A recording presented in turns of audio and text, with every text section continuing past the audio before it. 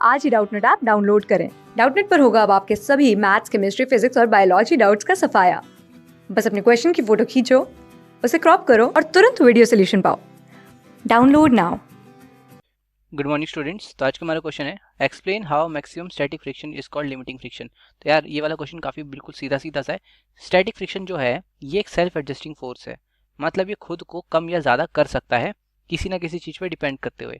और ये किस पे डिपेंड करता है? ये डिपेंड करता है अप्लाइड फोर्स के ऊपर।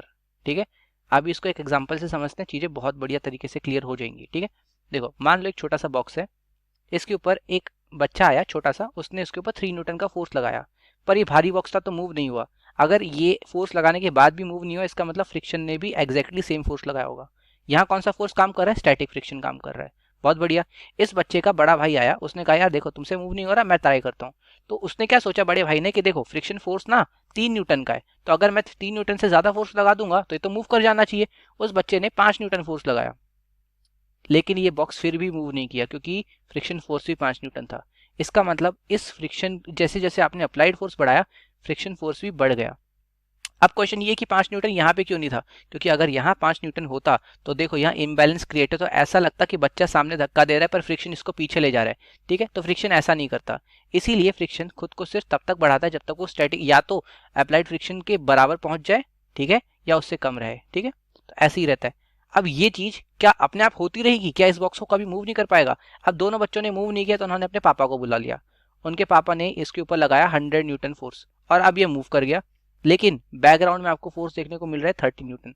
इसका मतलब वो जो फोर्स था, वो जो फ्रिक्शन फोर्स था, वो तब तक बढ़ता गया जब तक कि इधर सामने फोर्स बढ़ रहा था। ठीक है, उनके पापा ने पहले फोर्स लगाया होगा 5 न्यूटन, 6 न्यूटन, 10 न्यूटन, 20 न्यूटन। ये फोर्स तब तक बढ़ता रहा और ये बॉक्स मूव नहीं किया।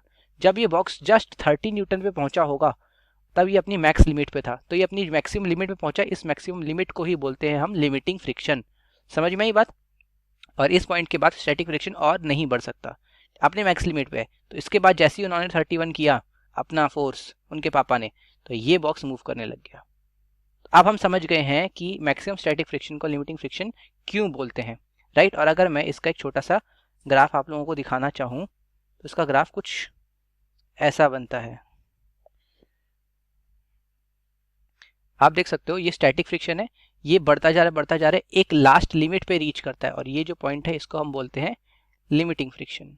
ठीक है, मेरे को पता है मैंने ग्राफ में चीज़ें को लेबल नहीं किया, कोई बात नहीं, अभी कर देते हैं। ये मेरा अप्लाइड फोर्स है और इस तरफ मेरा फ्रिक्शनल फोर्स है।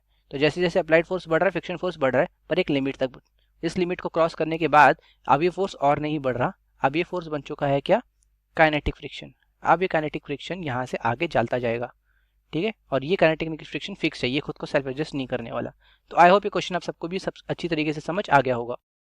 क्लास 6 से 12 से लेके नीट, IIT, जेईई मेंस और एडवांस के लेवल तक 10 मिलियन से ज्यादा स्टूडेंट्स का भरोसा। आज ही डाउनलोड करें डाउटनेट ऐप या व्हाट्सएप कीजिए अपने डाउट्स 8400 400 400 पर।